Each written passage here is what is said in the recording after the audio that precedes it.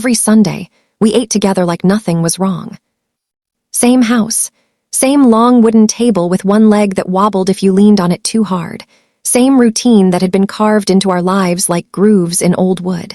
Someone would complain about the food being too salty. Someone else would ask for seconds anyway. Laughter would fill the room, not too loud, not too quiet, just enough to sound normal, just enough to convince ourselves we were a happy family. We prayed before every meal, heads bowed in unison, hands linked around the table, forming a chain of flesh and bone and obligation. Even when tension lived between us like an uninvited guest, even when words from last week's argument still hung in the air unresolved, prayer was the one thing no one ever skipped. I thought that meant something. I thought it meant we were connected, that we were bound by something stronger than blood, stronger than history, stronger than the secrets I didn't know were being kept. I was wrong. Growing up, Sundays were sacred in our house, untouchable. No matter what happened during the week, arguments that shook the walls, silences that lasted for days, doors slammed so hard the pictures rattled in their frames. Sunday dinner was the reset button. It was how my family pretended everything was fine.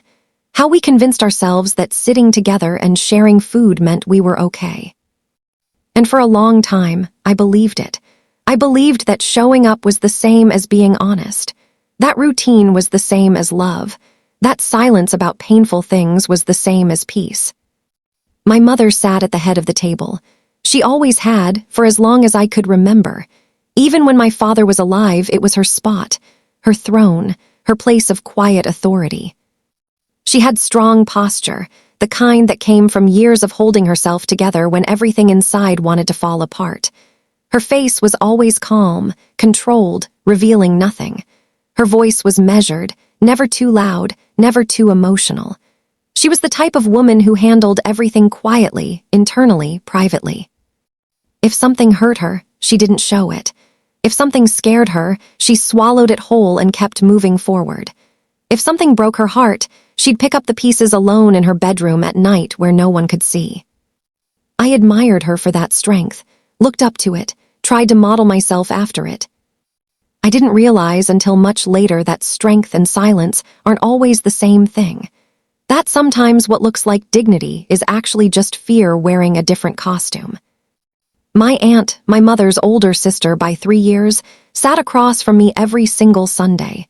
Same chair, same spot, like it was assigned seating in a play we'd been performing for decades. She was everything my mother wasn't, loud where my mother was quiet, expressive where my mother was controlled. She laughed louder than everyone else at the table, her voice carrying through rooms and out windows.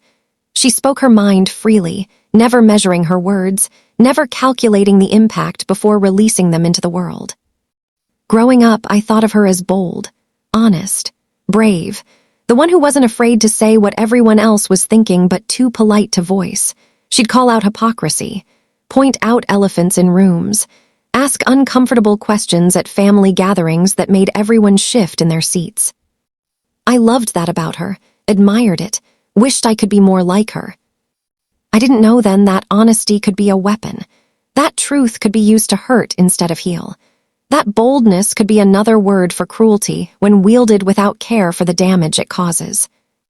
That particular Sunday started like every other one I'd lived through. The familiar orchestration of a meal we'd shared 1,000 times before. Fried chicken, my mother's recipe, the one her mother taught her, the one that required soaking the chicken overnight in buttermilk, and a secret blend of spices she'd never written down. The kind that came out perfectly crispy on the outside, tender and juicy on the inside, the kind that made your fingers greasy and your heart full. Collard greens cooked low and slow with ham hocks, the way my grandmother used to make them. The smell had been filling the house since early morning, that deep, savory aroma that meant home, that meant Sunday, that meant family.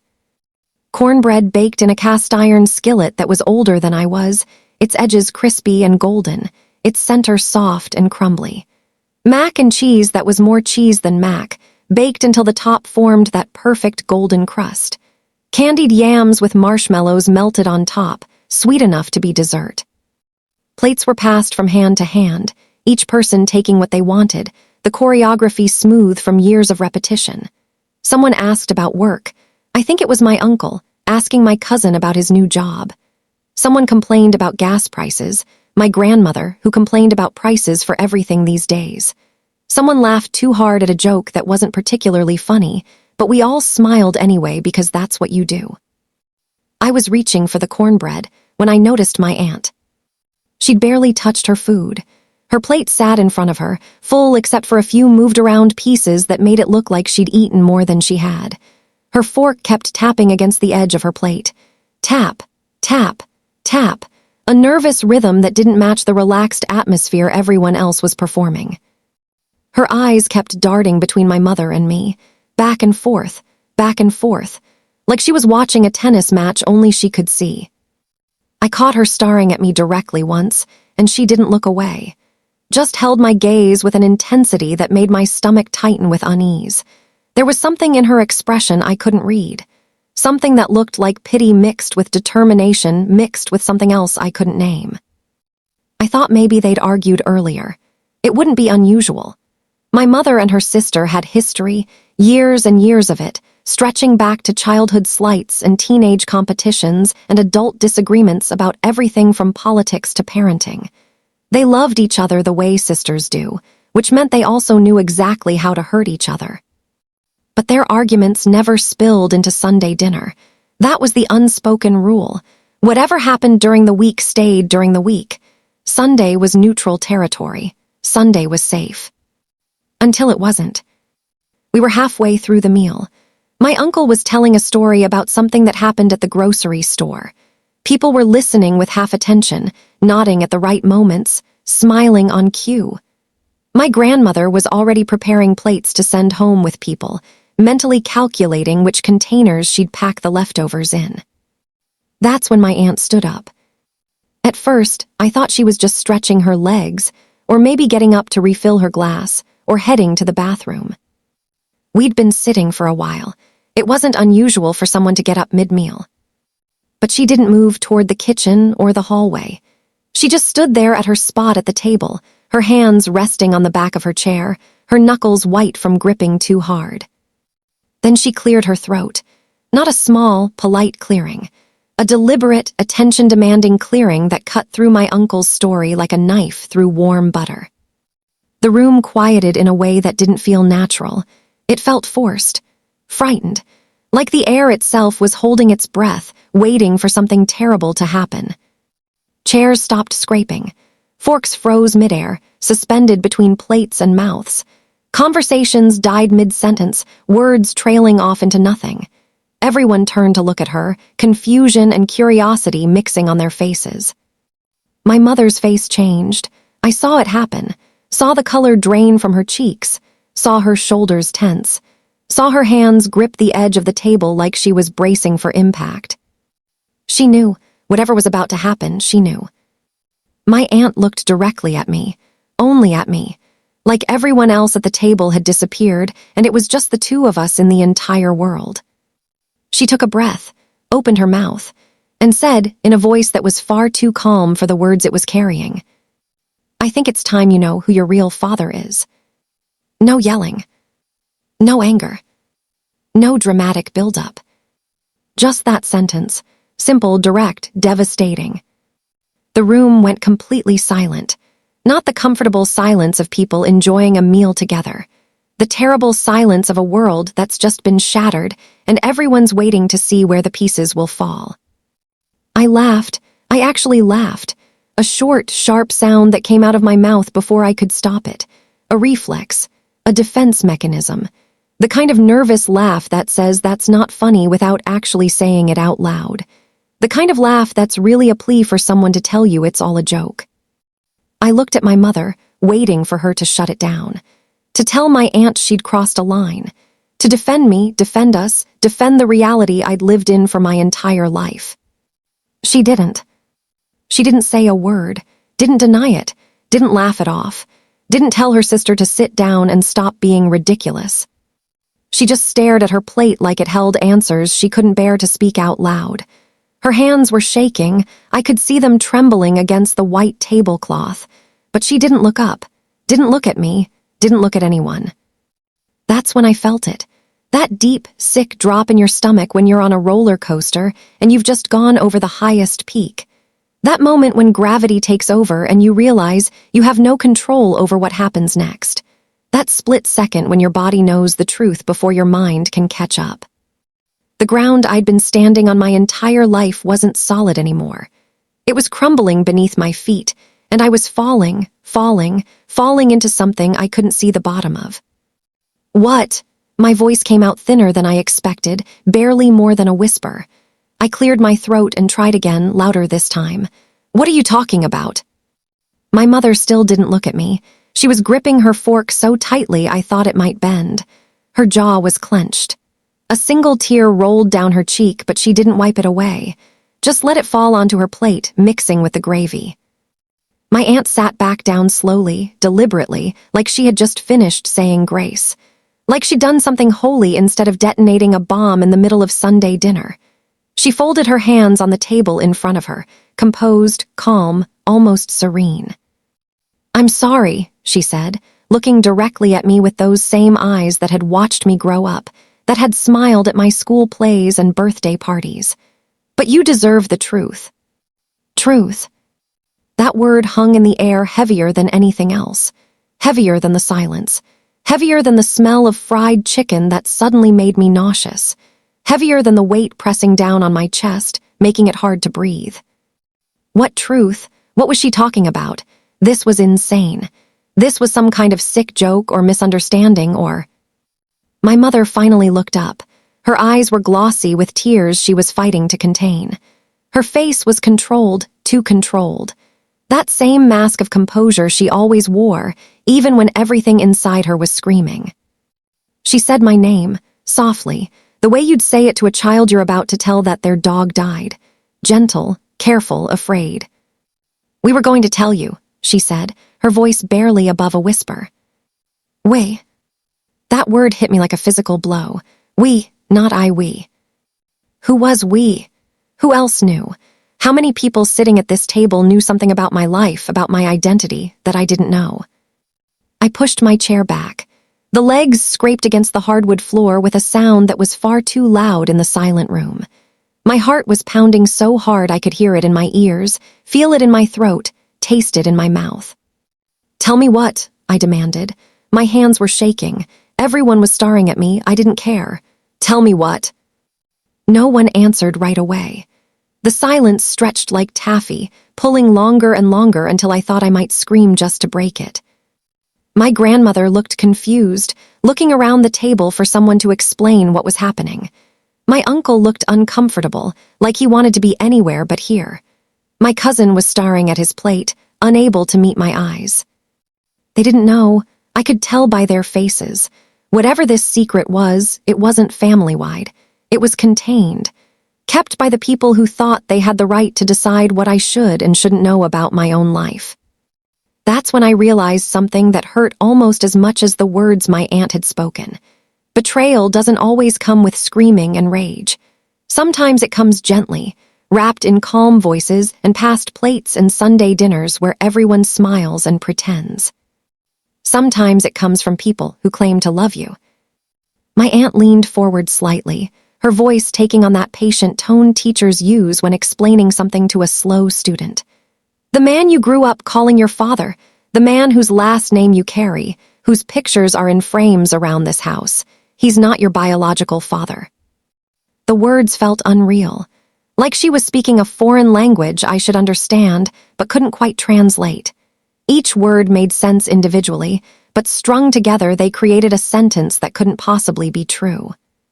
"That's," I started, but my voice failed. I tried again. "That's not, you're lying." "I'm not lying," she said, and there was something almost like kindness in her voice that made it worse. "He's not your biological father. He never was, but he knew. He always knew. They made an agreement when you were born to raise you as his own, to never tell you. To protect you. Protect me. Protect me from what? From the truth, from my own identity, from having a choice about who I was and where I came from." I looked at my mother, desperately searching her face for denial, for anger at my aunt for lying, for anything that would make this not real. She was crying now. Not sobbing, but tears were streaming down her face silently, her shoulders shaking with the effort of holding everything in. "Mom," my voice broke on the word. "Mom, tell me she's lying, please." My mother opened her mouth, closed it, opened it again.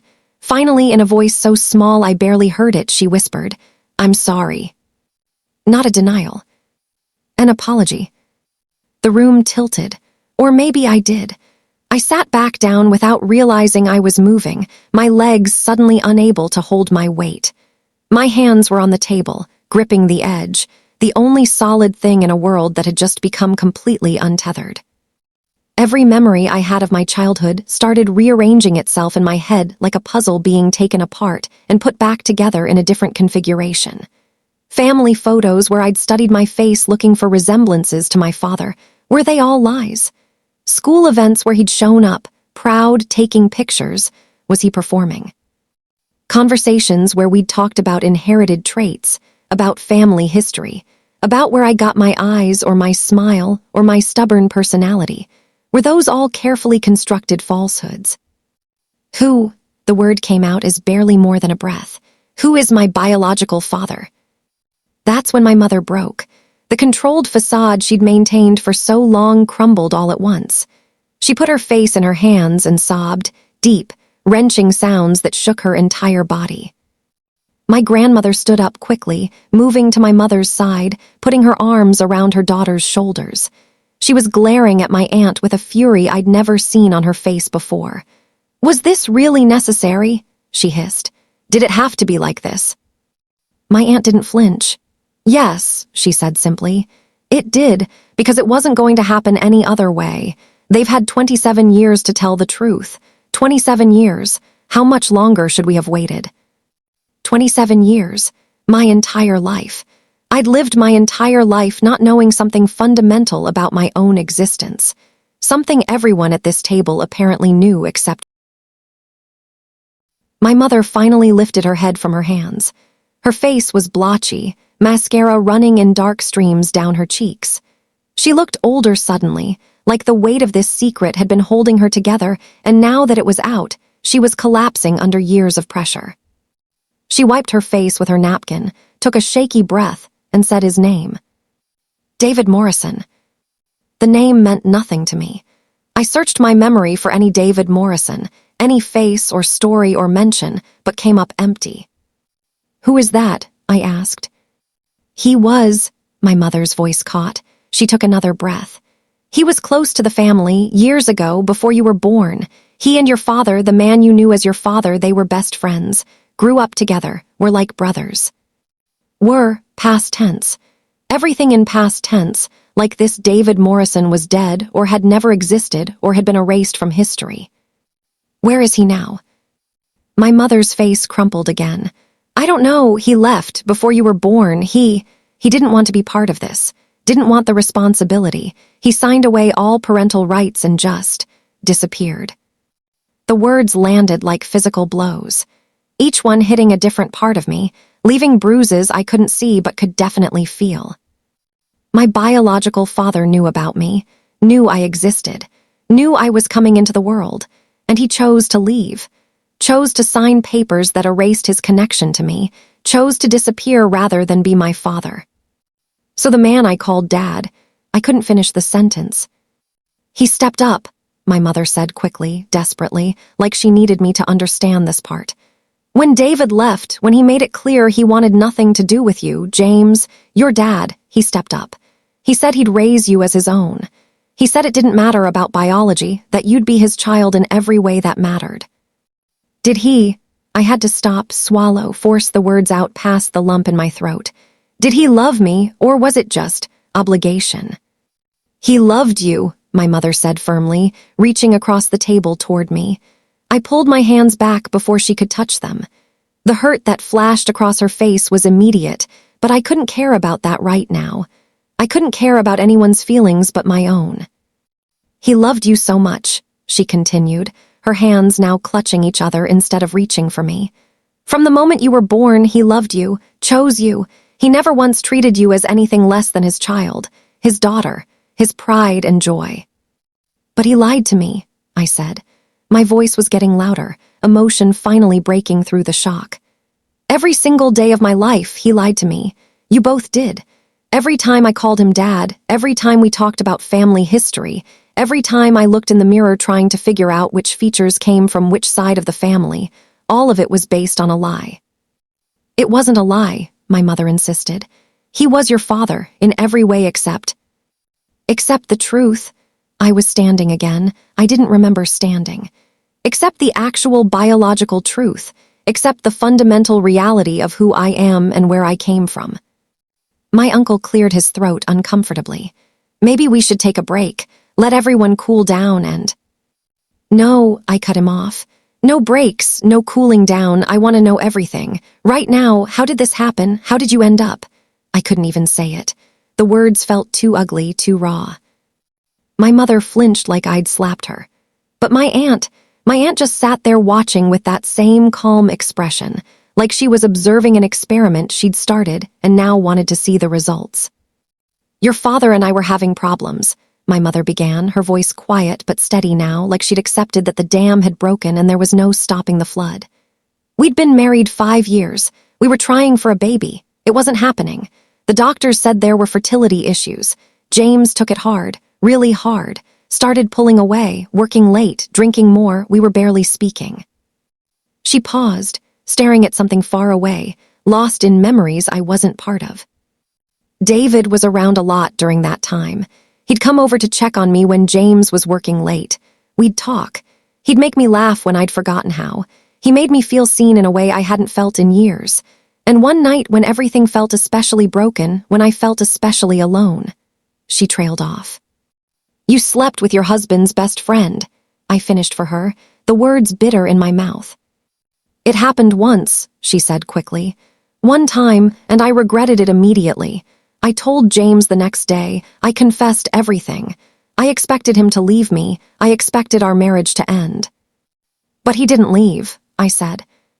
No, he was devastated, but he didn't leave. We started counseling. We were working on rebuilding trust. And then, 6 weeks later, I found out I was pregnant. The timeline was clicking into place in my head. The mathematics of conception, the calendar of betrayal. You didn't know who the father was, I said. I hoped it was James, she whispered. I prayed it was James, but deep down I knew the timing. I knew. So you told David. James told David, she corrected. Confronted him. David came to the house. We all sat down together, right here in this same dining room, and we talked about what to do. I tried to imagine that conversation. 3 adults sitting around this table, discussing what to do about the inconvenient life growing inside my mother. Discussing me like I was a problem to be solved rather than a person about to exist. David made it clear immediately that he wanted no part of it, my mother continued. Said he couldn't be a father, wasn't ready, didn't want the responsibility. He offered to pay for an abortion. My stomach turned. My biological father's first response to my existence was to suggest I shouldn't exist. Obviously, I didn't do that, my mother said, seeing my face. I couldn't. Whatever had happened, however you'd come into being, you were still my child. I wanted you. And Dad? I asked, the word feeling strange in my mouth now, weighted with new meaning. James said he'd raise you as his own. Said it didn't matter how you were conceived, that you'd be his daughter. He made David sign away all parental rights. Made him promise to never contact us again, to never tell anyone, to disappear from our lives completely. And David just agreed. He seemed relieved, my mother said, and hearing that hurt more than anything else so far. He signed the papers that same week, moved out of state 2 months before you were born. We never heard from him again. The room was spinning, or maybe I was spinning. Everything felt untethered, unanchored, like I was floating in space with nothing to hold on to.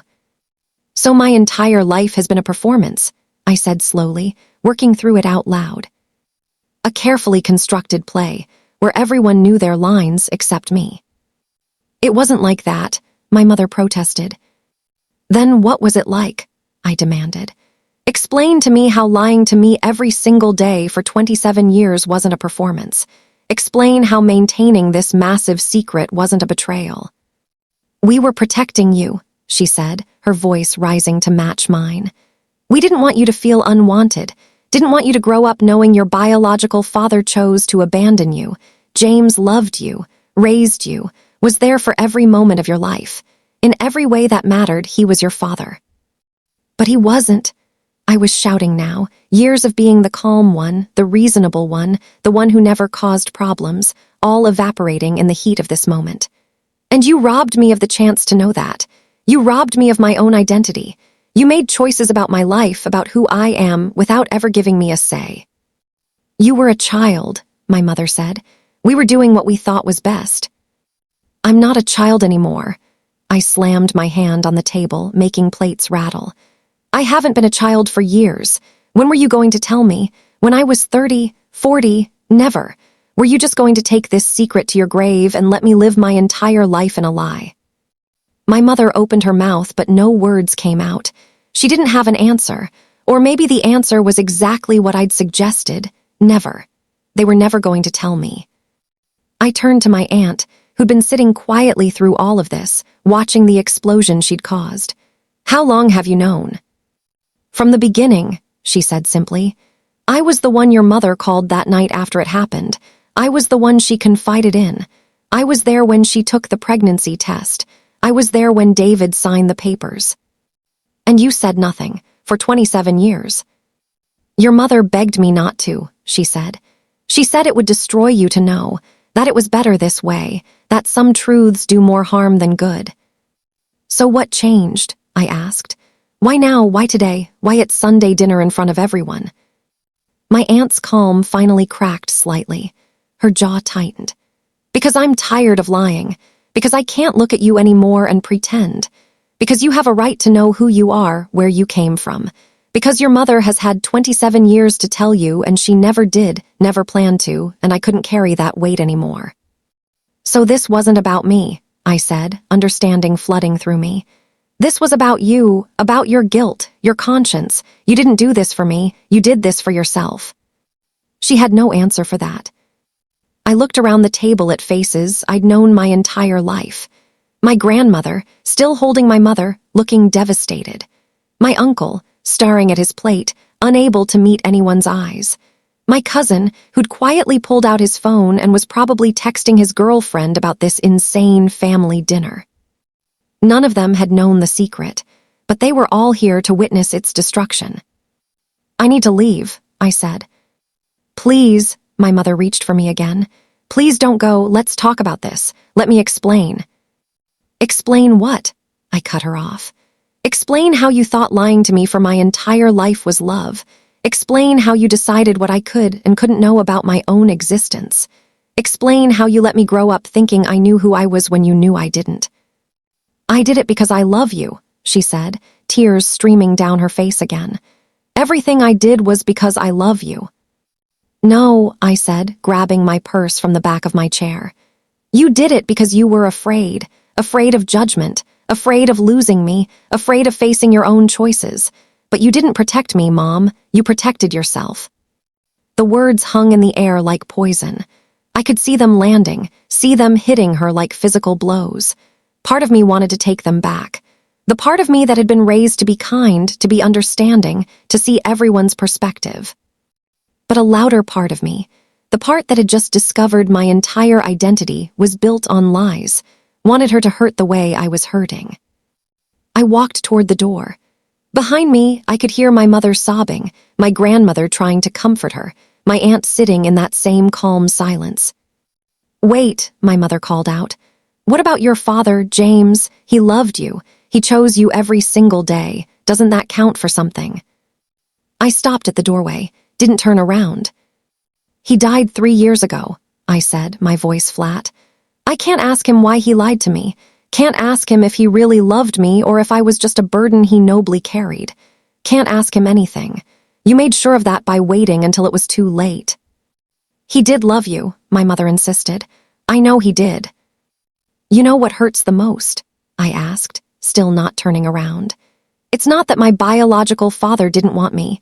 It's not even that you lied to me all these years. It's that you took away my chance to know my real father, the man who raised me as a complete person. I only got to know the edited version, the version you carefully constructed. I never got to know him fully, honestly, because you decided I couldn't handle the truth. I opened the door and stepped out into the cool evening air. Behind me, I could hear my mother calling my name, but I kept walking. Down the porch steps I'd climbed 1,000 times. Down the walkway I'd learned to ride a bike on. To my car parked in the driveway where I'd practiced parallel parking before my driver's test. Everything looked the same, but nothing would ever be the same again. I got in my car and just sat there for a moment, hands on the steering wheel, staring at the house I'd grown up in. The house where Sunday dinners were supposed to be sacred. The house where family was supposed to mean safety. My phone started buzzing, text messages coming in rapid fire. My mother, my grandmother, even my cousin, all wanting to talk, all wanting to explain, all wanting to make this better somehow. I turned my phone off and drove away. I drove for hours that night with no destination in mind. Just drove through streets I'd known my entire life, streets that suddenly felt unfamiliar. Past the elementary school where I'd learned to read, where Dad had come to every parent-teacher conference. Past the park where he'd taught me to ride a bike, running alongside me with his hand on the seat until I was steady enough to go alone. Past the ice cream shop where we'd celebrated every good report card, every small victory, every moment worth marking. Every memory felt contaminated now, tainted by the knowledge that hovered over all of it like a dark cloud. He wasn't really my father. At least, not in the way I'd believed. Not in the way that genetics and biology dictate. Not in the way that ties you to someone through blood and DNA and inherited traits. But then, what did that mean? If biology didn't make him my father, what did? I ended up at a 24-hour diner on the edge of town. The kind of place with cracked vinyl booths and coffee that tastes like it's been sitting in the pot since yesterday.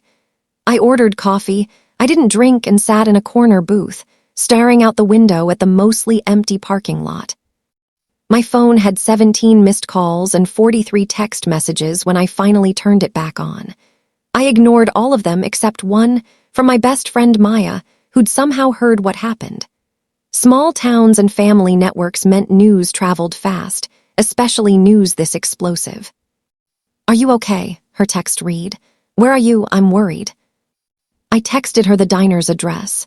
She showed up 20 minutes later, sliding into the booth across from me without saying a word. Just sat there, present, waiting. "My entire life is a lie," I finally said. "I heard," she said softly. "I'm so sorry." "Did you know?" The question came out sharper than I intended. "Did everyone know except me?" "No," she said firmly. "I had no idea, I swear. If I had known, I would have told you. You know I would have." I did know. Maya had been my best friend since we were 8 years old. She was the one person I trusted completely. Or at least, I had been sure I could trust her completely. Now I wasn't sure I could trust anyone. "What are you going to do?" she asked. "I don't know," I admitted. "I don't even know how to process this. Every time I try to think about it, my brain just stops, like it can't compute what I learned." "That's shock," Maya said. "You're in shock.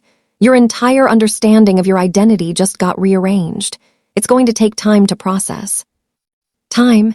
Everyone kept talking about time like it was a magical healer.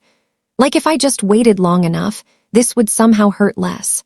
Like the fundamental betrayal of everyone I loved lying to me for 27 years would somehow become acceptable given enough distance. "I need to find him," I said suddenly. The words surprised me, coming out before I'd fully formed the thought. "My biological father, David Morrison, I need to find him." Maya's face showed concern. "Are you sure that's a good idea?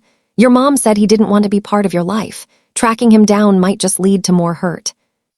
"Maybe," I acknowledged. "But I need to look him in the eye. I need to hear from him why he didn't want me. I need to understand the whole story, not just the version my mother tells. Not just the carefully edited narrative designed to make everyone else look better." "Okay," Maya said, pulling out her laptop from her bag. She always carried it with her. "Let's find David Morrison." It took us 3 hours and several cups of terrible diner coffee. but we found him. David Morrison, age 54, living in Portland, Oregon, married according to his Facebook profile that wasn't set to private. 2 kids, teenagers from the look of their photos, a nice house in the suburbs, a job at an accounting firm, a completely normal, ordinary life. A life that didn't include me. I stared at his profile picture for a long time, searched his face for any resemblance to my own. Did I have his nose, his eyes, his smile? It was impossible to tell from a small photo, impossible to separate what I was actually seeing from what I wanted to see. He looked happy. That was what struck me most.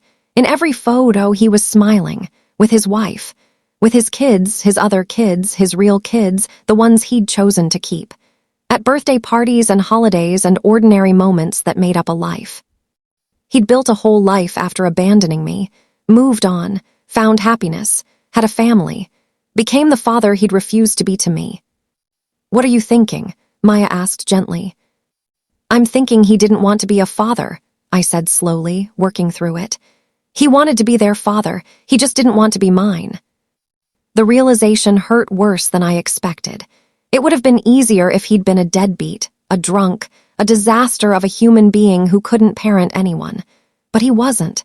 He was capable of being a father. He just looked at the situation, at me, and decided it wasn't worth it. I found his email address through his work website.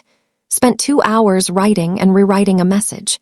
How do you introduce yourself to the man who provided half your DNA but wanted nothing to do with you? In the end, I kept it simple. "My name is Sarah. I'm your biological daughter. I just found out about you today. I'd like to talk, please." I hit send before I could overthink it. The next few days were some of the hardest of my life. I took time off work, claiming a family emergency, which wasn't a lie. I stayed at Maya's apartment because I couldn't face going back to my own place, back to my normal life, back to pretending everything was fine. My mother called every day, left voicemails that ranged from apologetic to angry to pleading. "Please talk to me," she'd say. "Please let me explain. Please don't shut me out." But I wasn't ready. Every time I thought about her, I felt this complex tangle of emotions I couldn't untangle. Love and betrayal, anger and understanding. The child in me that wanted my mother, and the adult who couldn't forgive what she'd done. My aunt called once. "I know you're angry," she said, "but someone had to tell you. You deserve to know." I hung up on her. She didn't call again. On day 4, David Morrison replied to my email. "I don't think it's a good idea for us to meet. It was a difficult situation from a long time ago. I've moved on with my life, and I think it's best if we both continue on our separate paths. I wish you well." I read the email 10 times, each time hoping the words would somehow rearrange themselves into something different. Something that sounded like he cared, even a little. Something that acknowledged I was a human being, not just a difficult situation from his past. But the words stayed the same. Cold, distant, dismissive. He didn't want to meet me, didn't want to know me, didn't even want to have a conversation. I was an inconvenience he'd dealt with 27 years ago, and he had no interest in revisiting it. I showed Maya the email. She read it, her face darkening with anger on my behalf. "What an absolute coward," she said. "What a selfish, cowardly excuse for a human being." "At least I know," I said, surprised by how calm I felt. "At least now I know exactly who he is. He's not some mystery, not some what if. He's just nothing. A man who made a choice and never looked back." "Are you going to reply?" Maya asked. I thought about it, thought about all the things I could say, about what his absence meant, about how his choice had shaped my entire life, about the hole he'd left that I'd tried to fill with a father who loved me but wasn't honest with me. In the end, I didn't reply. What was there to say? He'd made his position clear. I wasn't going to beg for scraps of acknowledgement from someone who'd already shown me exactly how little I mattered to him. But I did need to talk to my mother. I drove to the house on a Wednesday afternoon, not Sunday. I couldn't handle another Sunday dinner, couldn't sit at that table where everything had exploded. She opened the door before I even knocked, like she'd been watching for my car. Her face was drawn, exhausted. She'd aged years in the past week. "Can we talk?" I asked. She nodded, stepping aside to let me in. We sat in the living room, not the dining room, never the dining room again. I sat in the chair across from the couch, maintaining physical distance, needing space between us. "I found him," I said without preamble. "David Morrison, I contacted him." My mother's face went pale. What did he say?" "He doesn't want to meet me, doesn't want any contact, says it was a difficult situation and he's moved on with his life." My mother's hand went to her mouth. Tears filled her eyes. "I'm so sorry. I'm so sorry." "He has other kids," I continued, my voice flat. "2 teenagers. He's been their father for years, a good father from the looks of it. He just didn't want to be mine." "That's not about you," my mother said quickly. "That's about him, about his cowardice and his selfishness. It has nothing to do with who you are." "I know," I said, and I did know it intellectually. But knowing something in your head and feeling it in your heart are very different things. We sat in silence for a moment. The clock on the wall ticked loudly, counting seconds that felt like hours. "I need you to understand something," I finally said. "I'm angry. I'm hurt. I feel betrayed in a way I've never felt before. You lied to me every single day of my life. You let me build my identity on false information. You robbed me of the chance to know the truth when it might have mattered, when Dad was still alive and I could have talked to him about it." My mother was crying silently, tears streaming down her face, but she didn't interrupt. "But I also understand," I continued, "that you were trying to protect me, that you made what you thought was the best choice at the time, that you loved me enough to want to shield me from the knowledge that my biological father didn't want me. I understand all of that." "Does that mean you forgive me?" she asked hopefully. "No," I said, and watched her face crumble. "Not yet. Maybe not ever. I don't know. But understanding why you did something doesn't mean I have to forgive it. What you did had consequences. Real consequences to my sense of self, my ability to trust, my understanding of my own identity. Those consequences don't disappear just because your intentions were good." "What do you need from me?" she asked. "Tell me what you need and I'll do it." "I need time," I said. "I need space to process this, to figure out who I am now that everything I thought I knew has changed. I need you to respect that I'm not ready to just move on and pretend everything is fine." "Can I ask you something?" my mother said quietly. I nodded. "Do you wish you'd never found out? If you could go back, if your aunt had never said anything, would you choose to keep living without knowing?" I thought about it, really thought about it. Would ignorance have been better than this pain? "No," I finally said. "As much as this hurts, I'd rather know the truth. Living a lie, even a comfortable one, isn't really living. It's just existing in someone else's version of reality." My mother nodded slowly. "Your father, James, he wanted to tell you so many times, especially as you got older. He'd say she deserves to know. But I'd always talk him out of it. I was so afraid of losing you, afraid you'd hate me, afraid you'd go looking for David and get hurt. I let my fear make the decisions instead of my integrity." "Did Dad really love me?" I asked, the question I'd been afraid to ask. "Or was I just a duty, an obligation he took on because it was the right thing to do?" "He loved you," my mother said with absolute certainty. "God, he loved you so much. You were his daughter in every way that mattered to him. He used to say you were the best thing that ever happened to him, that you made him better. That being your father was the proudest accomplishment of his life." Fresh tears burned my eyes. I wish I could have talked to him about this. I wish I could have told him I understood, that it didn't change how I felt about him. "He knew," my mother said. "He always knew you loved him. That was never in question." We talked for another hour, about memories, about Dad, about the choices she'd made and why, about David Morrison and his cowardice, about my aunt's betrayal of trust, even if her intentions had been to tell me the truth. When I finally left, nothing was resolved. The hurt was still there, the betrayal still stung. The questions still circled my mind like birds of prey. But there was something else too, a tiny, fragile thread of understanding, not forgiveness, not yet, maybe not ever, But understanding that people are complicated, that love can exist alongside terrible choices, that protection and harm can come from the same impulse. Over the following months, I started therapy, spent sessions unpacking the layers of this revelation, processing the grief, not just for the truth I'd lost, but for the innocence, the simple understanding of who I was. I learned that identity is more complicated than genetics. That father is a verb as much as a noun. That the man who raised me, who loved me, who chose me every single day, was my real father in every way that truly mattered. I learned that forgiveness isn't something you grant all at once. It's a process. Some days I could think about my mother with compassion. Other days the anger returned fresh and sharp. I learned that my aunt, for all her claims of setting me free with truth, had been selfish. She'd unburdened herself of guilt at the expense of my peace. Truth without compassion, without timing, without care for the recipient, is just cruelty wearing a noble mask.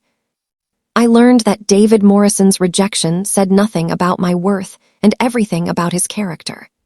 That a man who could walk away from his child, who could build a happy life while never once wondering about the daughter he'd abandoned, was someone whose opinion didn't deserve space in my head. Gradually, carefully, I rebuilt a relationship with my mother. It looked different now, more honest, more boundaried. We couldn't go back to the easy closeness we'd once had. That had been built on a foundation that no longer existed. But we built something new, something harder and more real, something that acknowledged the complexity of love and hurt coexisting in the same relationship. Sunday dinners continued, though I didn't attend for nearly a year. When I finally went back, it was different. We didn't pray holding hands anymore. We didn't pretend. The performance had ended. My aunt was notably absent. My mother said she'd stopped coming shortly after that terrible dinner, said she felt unwelcome, said she'd done what needed to be done and didn't regret it, but understood she'd burned a bridge she couldn't rebuild. I never spoke to her again. Some betrayals, even those wrapped in truth, are unforgivable. Years have passed now. The sharp edges of that day have dulled into something I can hold without bleeding. The question, who am I, has been answered not through genetics or biology, but through the life I've chosen to live, the person I've decided to become. I am my father's daughter, the father who raised me, who loved me, who chose me. Biology didn't make that true. Love did. Choice did. Every bedtime story, every scraped knee bandaged, every school play attended, every proud moment shared, those made it true. I am my mother's daughter too, though that relationship bears scars it'll never fully lose. I understand now that she was a flawed human doing her best with an impossible situation. Understanding doesn't erase harm, but it does create space for compassion. I am not David Morrison's daughter. I share his DNA, but nothing else. He's a stranger who happened to contribute to my genetics. Nothing more. I don't hate him. Hate requires caring enough to sustain that emotion. I simply don't think of him at all. On Sundays now, when I eat with my family, we're honest. Painfully, uncomfortably honest sometimes. We talk about hard things. We acknowledge mistakes. We don't pretend. It's not the family I grew up in. That family died the day my aunt spoke words that couldn't be unspoken. But this family, built on truth instead of protection, on authenticity instead of performance, on acceptance of complexity instead of simple narratives. This family is real in a way the other one never was. And maybe that's what I learned from all of this, that truth matters. That living authentically, even when it's painful, is better than living in a comfortable lie. That family isn't just biology or just choice, but the messy, complicated intersection of both. That sometimes the worst betrayals come from love. And sometimes the truest love comes from choosing someone, every single day, regardless of blood. My father, James, taught me that, not with words because he couldn't tell me the truth, but with actions, with presence, with choosing me every single day of my life until the day he died. That's the inheritance that matters, not DNA, not genetics, not the biological reality of where I came from, but the truth of who showed up, who stayed, who loved me not because they had to, but because they chose to. The secret at the dinner table, destroyed the family I thought I had. But it also revealed the family that was real all along. And in the end, that truth set me free.